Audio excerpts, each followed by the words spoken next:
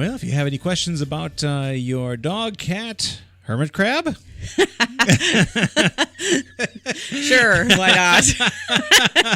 the Radio Vet will take care of all. That's right. You're tuned to the Radio Vet with Dr. Kelly on CPL Radio. I had a lot of hermit crabs as a kid. Oh, yeah? Useless pets. Did they survive long?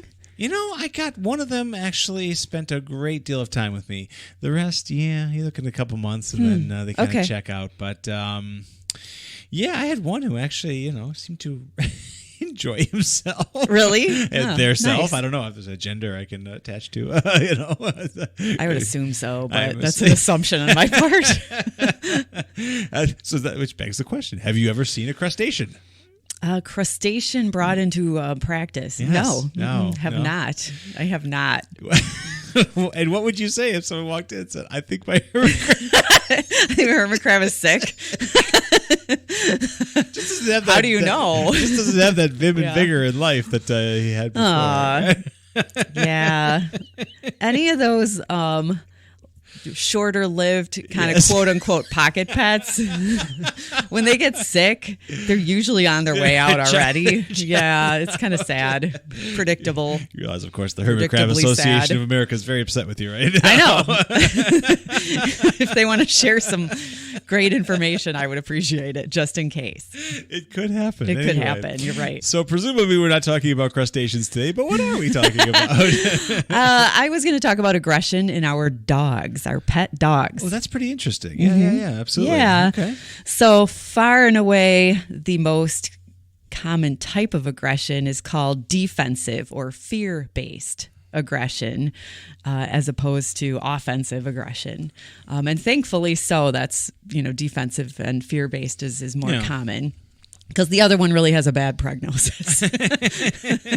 Yeah, if Rover just tears out for you one morning for unprovoked for no reason. Well, just because he wants to, and it's not. There's no fear involved. It's not a defensive mechanism. Yeah, that's pretty terrible. I guess I have to. Well, now I see you bring these things up, and I have to ask the questions. Are you aware of any time where someone's dog just went psycho for no reason? Apparent reason. No apparent reason. Really? Oh, sure. Gosh, that's terrible. That is terrible. Yeah, that's a dangerous pet. We're talking from be like 2 or 3 years of normal, everyday, scratching behind the ears and kibble on time. And sometimes that happens, thankfully, very rarely with senior pets. Yeah. And when it does, unfortunately, it's usually a brain tumor. Oh, geez. Yeah. Okay. Yeah. So that in itself is a bad prognosis right there. Yeah, it's not going to work. Wow. Okay. But there was, and I don't know if people still believe in it or not, but there was something for several years, decades maybe, called Springer Rage Syndrome, which there was I have that. a population of Springer Spaniels that had that unprovoked aggression. Okay. And I don't know if that's just faded out with genetics or, what. Those dogs obviously weren't good, for breeding. Sure, so, right. Yeah, but that was a thing for a while. Okay. So what we're talking about is a little nip when you're clipping toenails or something? Toenails are a great example. A lot of dogs are very afraid, very anxious about having their nails clipped. And so how could they show aggression during that? Well, one way would be growling, lifting a lip, putting their ears down, back, fearful expression like tucking their tail, avoidance, yawning is a sign of fear in dogs. Interesting. Okay. Yes, lip licking. Okay. I see a lot of that in exam rooms. The pet is anxious. They're kind of pacing around, avoiding looking at me, and they're yawning. Yeah, that's not a dog who's sleepy. That's a dog who's scared. It's not personal, Dr. Kelly. Yeah, they're wary of the environment. I get nervous walking into the dental office. No, yeah. Yeah, it's an automatic response. It's a learned response, really. Right. But didn't take long to learn that one, did it? It's a conditioned First response. day with the drill. But some veterinarians lament with each other about how they feel like today versus 20 years ago, we see a lot more fearful pets. Oh, interesting. Yeah, really? That's really weird. Yeah. And so, what can we attribute that to? Exactly. Some possible explanations. puppy mills. Maybe increased in number until recently, perhaps. Yeah. And they obviously are not breeding for personality; they're breeding for number. Oh, geez, yeah, that's true. They aren't breeding for health either. So yeah, right, yeah. But definitely not for personality. Bad start in life. If I were going to breed a particular favorite breed of dog, personality is going to be the number one important thing for me, certainly. because if I want them to be pets, that is the most important thing. Likability goes a long way in this world. Yeah. You don't have a fantastic relationship with your dog because they have perfect hips. Right. It's because of their personality. So I think I put that above health. What hips? He's never limped a day in his life. I love him. Bites me every day, shreds my clothes, but those hips, let me tell you. Those are rock solid. No dysplasia in this house. Oh, my gosh. So another thing that perhaps may contribute to it, too, is that we no longer have the so many intact, meaning unspayed, unneutered family pets who produce the random breeding. So now more of our dogs, at least maybe in this part of the country, are bred on purpose. Okay. And for monetary gain and that Sure. goes back to not necessarily breeding for personality. Right. But we have fewer pet dogs contributing to the general new dog population because a higher percentage of them are altered.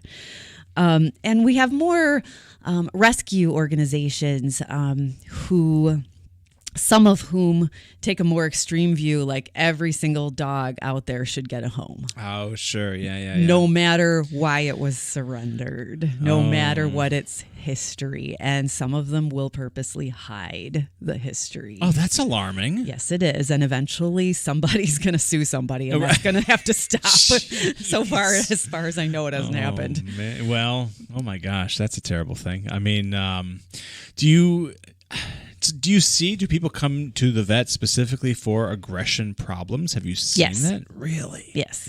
And most often, again, it's fear-based aggression. The dog is unhandleable on a leash because the owner's walking it and they see another person or another dog, and their dog displays a great deal of defensive aggression, barking, lunging, growling, snapping, basically trying to make what it's afraid of go away.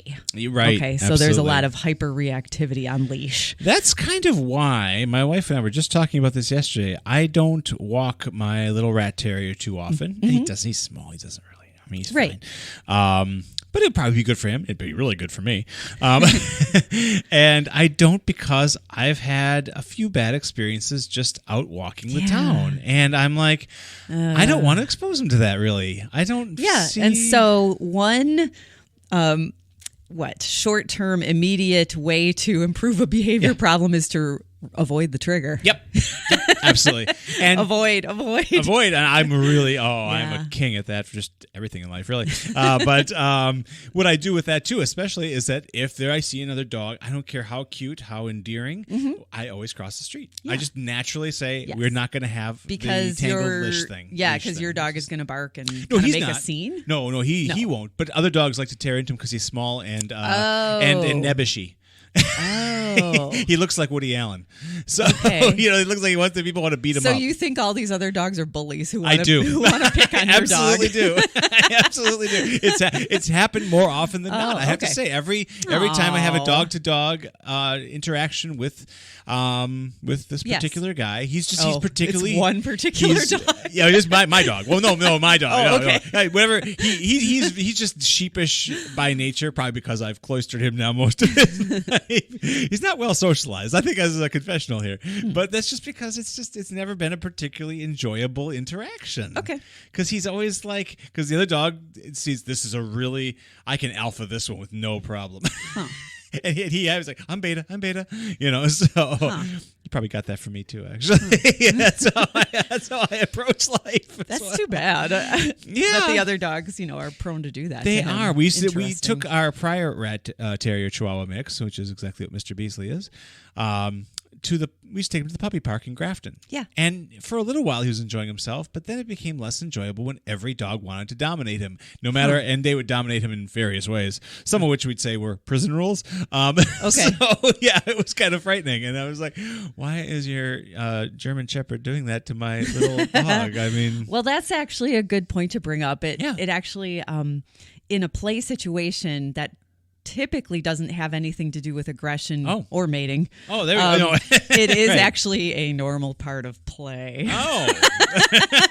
For dogs. As embarrassing and horrifying as it is to the people watching, it is normal. Part of play between dogs. I don't want to oppress anybody here. So I guess I should just say let it rip. Man. But some dogs, display a lot more of that than others. Some just want to chase the ball. Sure. Some just want to, compete who's faster, who can I catch. Sure. Yeah, and some dogs want to do that. Absolutely. One day we foolishly brought him, it was a chillier day, we brought him in his rather embarrassing, this is my wife's idea, not me, brought him his rather embarrassing turtleneck sweater. Okay. We took him to the dog park with that. Oh, the other dogs were like, look at that. They just started to whip him around by his sweater. Oh, no. Oh, no. Terrible. Yeah. we took him home early. So you use the word dominate. Yes. So, and that word gets misused frequently with regard to dogs. Excellent. So that's kind of why I'm here. It's because you bring the science and I bring all the cultural misuse and So the word dominance with regard to animal behavior, the definition means an individual who has priority access to limited resources. Okay, that's having dominance. It's always a relative term. So you can say, my dog is dominant over that dog. Right. But you can't just say my dog is dominant, period. That doesn't make sense because it has to be in relationship to something else. That's like me saying, I'm colder. And that's it. That does colder than what? It has to be in relationship to something else. We need a qualifier here, Dr. Kelly. Yeah. So you can't just say my dog is dominant. I get that is incorrect. I have gotten that actually. They'll be kind of doing on the verge of doing something very terrible to my dog, and they'll say, they'll kind of shrug it off and say, my dog's just dominant. And what they're saying is my dog has a personality that displays dominance in relationship to your dog. And honestly, I don't think that's nearly as important as we were all led to believe years ago.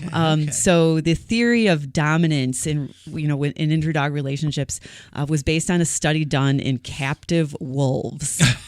Well, there's no control group there, is there? Yeah, exactly. So wolves in an artificial situation, and by the way, wolves, not dogs, who have been separate species for 12 to 15,000 years. Right. Canine, or pet dogs, evolved as scavengers, not pack hunters. Okay. Who didn't necessarily gain a lot by having any dominance, because the main thing you gain when you are dominant over your peers is that you have more chances to pass on your genes. You're the one that mates the most. Right. Okay. Right. Dogs early dogs existing as scavengers, all mated. They were prolific breeders. They didn't get a big increase in their ability to pass on genes by being dominant over other dogs. Right. So we don't really think it's nearly as important or prevalent in their interrelationships as we once did. Social quirk. We're kind of letting go of that whole dominance theory. Nice. Clearly, it's no longer dominating the that dog doesn't industry. mean there aren't dogs out there with assertive personalities. Right. There certainly are. Yeah, assertive is probably a more accurate word, I would think. I think so. We got to take a break. When we come back, we'll talk more about doggies who are endearing somehow. We'll be back.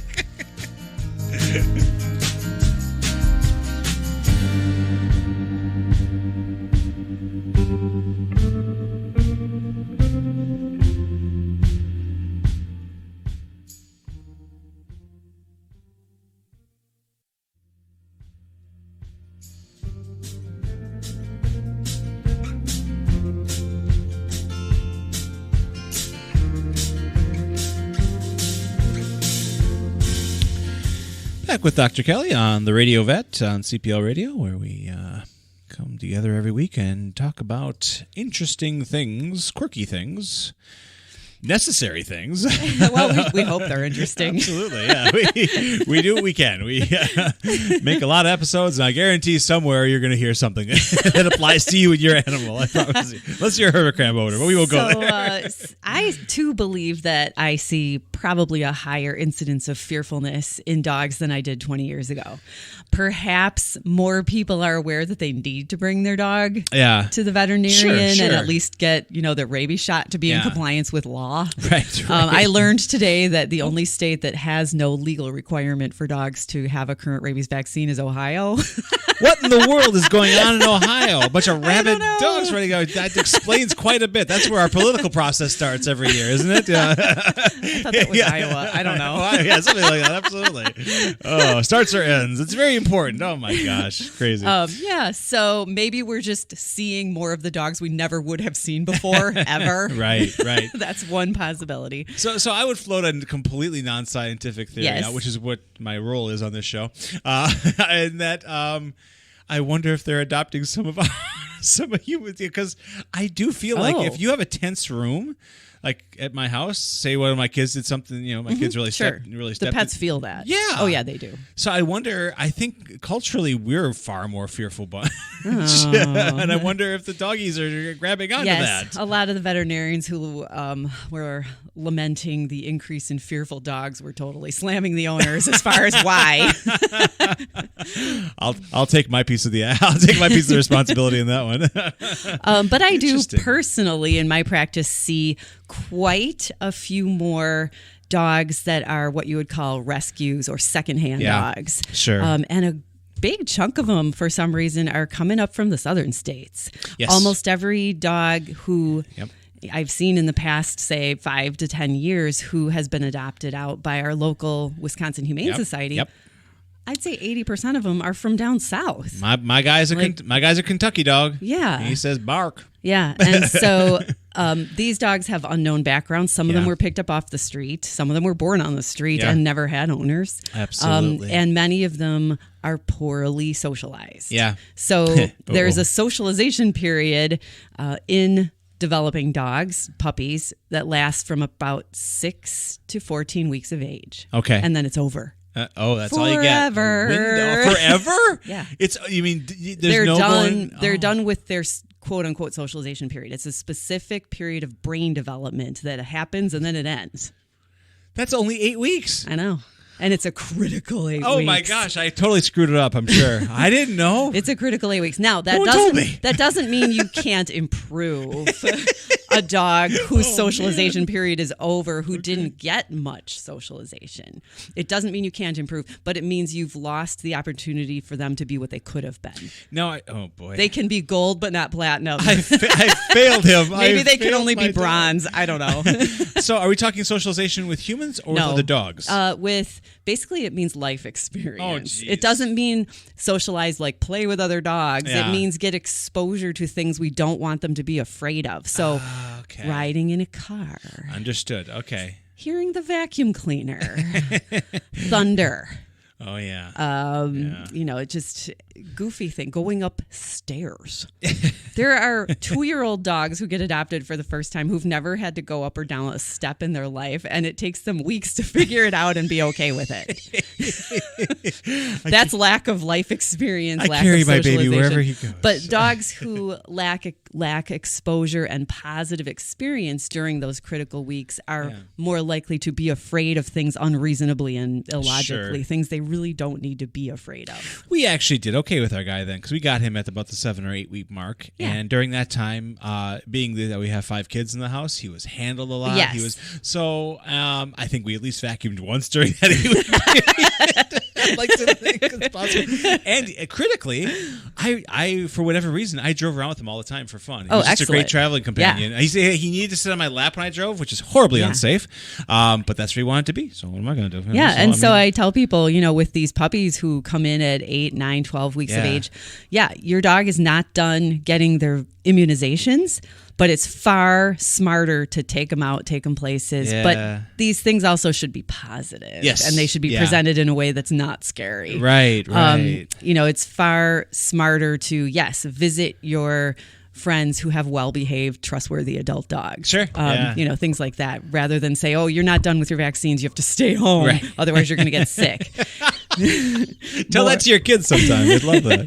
Leave the baby home. Yeah, I mean, more dogs are surrendered to shelters for behavior reasons than any other reason. Yeah, absolutely. Oh, so it's, getting them socialized is critical. Undo that stuff is so hard. I mean, it's not just like a overnight on-off thing. When dogs have bad experiences, they are learning. Right. Yeah, I suppose they are true. learning. So avoiding, 3 steps that you can apply to almost any behavioral issue. We already mentioned avoiding a trigger. So if it's predictable, it's probably preventable. I'm so on board with that. Yeah. But then there's also relationship building between, the owner or, the caretaker and the pet. Absolutely. One important concept for that is nothing in life is free, meaning your dog doesn't have to eat out of a bowl. You can use every single piece of food that dog is due in that 24 hours as a reward for doing something correctly. Absolutely. Yeah. Yes. And teaching dogs to say please when they do want something is really nice. We try to teach our kids manners and say please and thank you.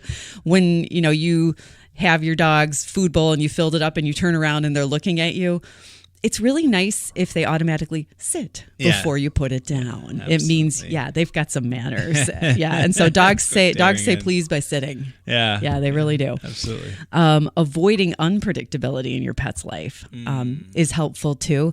If they are allowed on the couch, but except when they're wet, and they get a really bad response from you when they jump up there and they're wet. Sure. To them, that may be unpredictable because they may not be able to figure that out. Concept of that, absolutely. So sometimes you welcome them up there, and other times you get all upset. That's absolutely. an example of unpredictability that, from the pet's point of view, doesn't necessarily make sense. Certainly, yeah.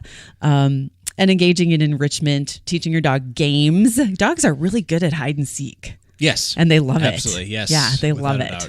They are. It's funny. My guy has really been playing a lot since our puppy was here, and now she's rehomed. And I got pictures of her yesterday. She flew to Nashville yesterday. Oh my goodness! Isn't that crazy? I know. And she hates being contained, so that must have been a wild flight. Everyone going to first class. We'll just close off coach. No, she did very well, I guess. Oh, good. And but my guy, she taught him to play. Yes. He had forgotten how to play, and now he's playing all the time. Oh, even with her no longer there, he's just like, oh, yeah, I'll keep this going. Let's keep this. This is fun. Nice. It is nice. So definitely a good, although he does like to play at 2 a.m. Oh. Are you sure he's not a cat? I know, right? He brings me his little pink, bone thing with the spikes on it, what he loves. And what's great is actually I can play with him in my sleep. I'm still he's still sleeping and he's pulling, and then I'm like, okay, that's fun. We're having a good time. And 10 minutes and goes back to bed, so it's nice. It's just a weird habit. Like 2 a.m, he's like, hey, let's go. But he doesn't. He wants to do it in the bed. He doesn't like I'll throw. It's weird. It's just a strange thing. I'm like, it's fine with me. Whatever you want. I'll go back to sleep in 10 minutes. So, but yeah, he's playing again, so that's nice. Excellent. Yeah. So some ways that we deal with fearfully aggressive pets in the clinic. Yeah. You get some. We get some. And so some of them, when the owners are motivated enough, we will do what are called happy visits, meaning 3 times a week for several weeks. The owners stop in without an appointment. They walk in the door. The front desk staff showers the pet with treats, and they walk around and walk out. It's not an exam. Wow. And we work That's a committed pet owner. We work up to walking into the room. Or be maybe sitting on the table. Much more pronounced than I thought it was. I had no idea. Well, you guys are really some pets are that fearful. Wow. And if we can improve them, great, because this may be a 1-year-old dog who inherited a very fearful personality. Personality in dogs is definitely partly genetic. Oh, interesting. So it's not nature versus nurture, either or. It's both. Oh, wow. Yeah, it's both. There is actually a well-documented fearful personality in dogs that is highly inheritable. Huh. So, yeah. That is amazing. Unfortunately, those dogs are going to be fearful no matter what. That doesn't, it's just naturally. My little guy may, I mean, it's not so chronic or debilitating, but he's just naturally kind of like, I'm not thrilled. So in the clinic situation, then one other thing we'll do is have varying levels of sedation, anxiety relief, chemical. And what about for the anxiety pets? relief? Yeah. Because some dogs are just so fearful that the best thing we can do for them is get them through what we need to do with them being less aware, less fearful, and have a less of a chance of remembering it later on and learning anything negative. Sure. Yeah. We're using memory loss drugs. The worst thing we can do to a fearful animal is pile on more humans to holding them still, make it so we can get done what we need to get done, because they are learning when we do that, and they're not learning anything good. The cat I had when we were a kid, it was time to clip his nails. And let's see, my brother, I held the cat. My dad held the cat. I made the cat happy. My mom held the clippers. My brother held out the nail. It was and then it was just like, this is torture. This is it's mental torture. This is absolute torture. We might as well waterboard him while we're at torture. it. I mean, sometimes I really have to work hard to talk owners into letting me sedate their pet because they're afraid of sedatives. They're afraid of drugs. They think, well, this could be bad for his heart. You know what's really bad for their heart? Adrenaline. What we're doing now. And cortisol, which is a stress hormone. Absolutely. Yeah. Amazing. That's incredible. But sometimes that's the best thing we can do for everybody involved, for safety and for the poor pet who's just that fearful. So we're talking about the aggression in dogs specifically, I guess, and cats as a whole other. I don't even know where to start with that. Yes. Because they have extra things that can make you bleed. But here's the question for you, and I never asked this on the show before. Did you ever get righteously bitten? Did you ever have a day where you just got nailed? Seriously bitten? Yeah, seriously bitten. No. Okay, that's good. Then you're doing all right. I've had minor bites. Right. Yeah, minor. Yeah. It's been over 10 years, honestly, since I've been bit. I'm probably due pretty soon. Now that I brought it up, oh my god, I have to assume cats have probably delivered the more. I've never been bit by a cat. Knock on wood. That's fantastic. Wow, that's really good. I would so much rather be bit by a dog than a cat. Yeah. Oh no, me as well. Those cats play for keeps. Dogs do warning shots. Cats don't seem to do that. No, dogs do more than warning shots, but. Dog bites almost never get infected. Cat bites always do. They do that. Yeah. They get puffy right away, don't they? Yeah. Well, they can be dangerous. Cat bites. Yeah. Well, like wind up on IV antibiotics in the hospital. Dangerous. Oh God, I didn't know that. Yes. All right, I'm not gonna ever get I'm gonna treat my Siamese girl when I get home a lot differently now. Hi, I'm gonna keep you in arms. No, she's a good girl. So, well, this is all good stuff. If you have a dog that you're worried about, or a pet that you're worried about aggressive behaviors, probably go visit your vet as soon as possible. Correct? I'm assuming that's yes. Although you may be referred to a certified pet dog trainer, or hopefully we don't have nearly enough of those. Sadly, we really don't. Or those who are willing to take on the Caesar Milan cases. Of every. Yeah, absolutely. Yeah. Well, I mean, they probably don't come cheap. True. Oh my. So, well, thank you for all the good information again. Thank you, Dr. Kelly on CPL Radio with the Radio Vet. We'll be back next week.